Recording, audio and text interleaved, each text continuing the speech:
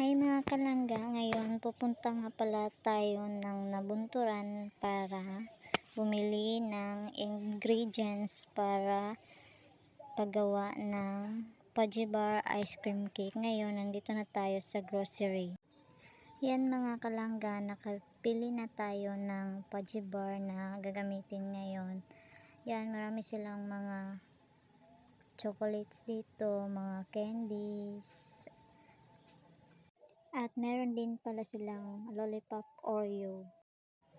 Yan, tingin-tingin kung saan nakalagay ang cream at gatas para makomplete ko na yung paggawa ng Fudgy Bar Ice Cream Cake. Yan guys, tapos na tayong pumili ng mga ingredients. Punta na tayo sa cashier para makauwi na tayo, makagawa na tayo ng Fudgy Bar Ice Cream Cake. Wow, ang sarap naman ito. Creamy.